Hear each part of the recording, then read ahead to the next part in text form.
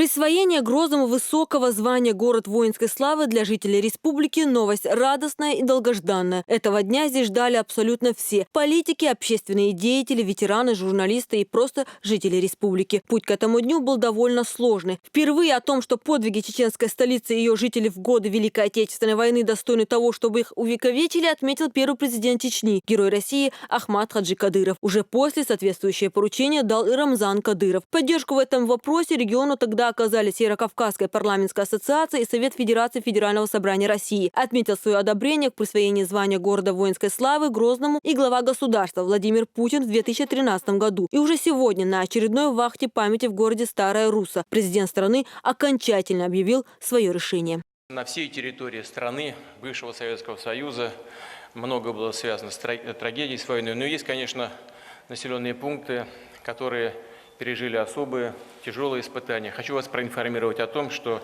подписан указы о присвоении почетных званий города воинской славы таким городам России, как Старая Русса, Гатчина, Петрозаводск, Грозный и Феодосия.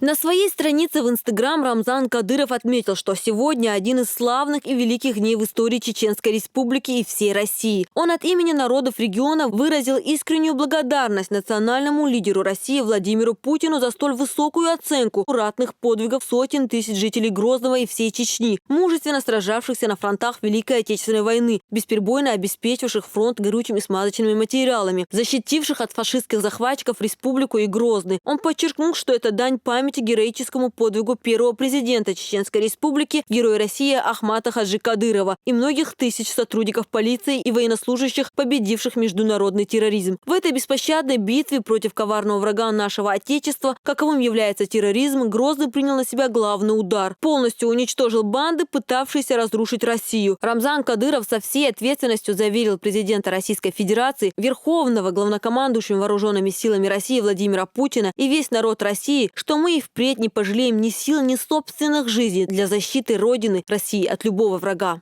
Историческим событием для всей республики назвал эту новость и спикер Дуквах Абдурахманов. Он отметил, что в регионе очень долго ждали этого дня.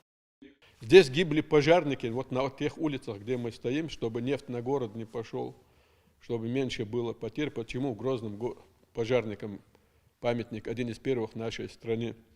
А вот здесь, вот от Черленого мы едем по берегу, наверное, десятки раз наблюдали рвы. Более 120 тысяч наших дедов, бабушек, наши отцы, матери. Там, на этих укреплениях, оборонительные сооружения на пути к Грозному. А отсюда уходили формирования.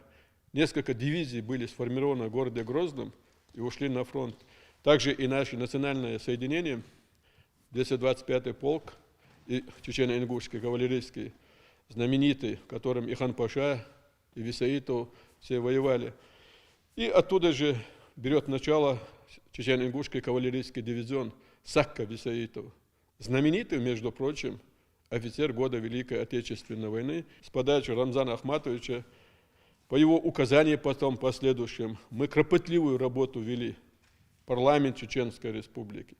Уже дальше ветеранские наши организации, Единая Россия, общественная организация, общественная палата, молодежная организация. Потом подключается созданное 2 года назад военно-историческое общество Алавдинова-Сардалова. Все работали. Принимая парад 9 мая, глава республики Рамзан Ахматович сможет уже утвердить наш знак в центре города, город воинской славы. Это будет благодарность тем, кто Великую Отечественную войну защищал наше Отечество. Не осталось в стороне от такой новости и военно-историческое общество. Организация не один год занималась перезахоронением солдат Красной Армии, вела свои раскопки и исследования. 2 года мы трудились над тем, чтобы написать историческую справку, которая бы послужила основанием для того, чтобы нашему городу Грозный, красивому, процветающему, все-таки присвоили долгожданное звание «Город воинской славы». И это, я думаю, что важно для всех жителей Чеченской Республики, потому что 70 лет люди, которые принимали активное участие в боях против фашизма и которые отражали нападение на Чеченскую республику, то есть нынешнюю территорию Чеченской республики, они не могли получить заслуженное свое звание. И сегодня мы можем с гордостью говорить, что наш город вошел в число тех городов, героев, которые, как говорится, чествуют к 70-летию очередную свою победу. По разным данным, более 40 тысяч чеченцев и ингушей ушли на фронт в Великую Отечественную войну. Только среди героических защитников Брестской крепости было не менее 300 выходцев из Чечено-Ингушетии.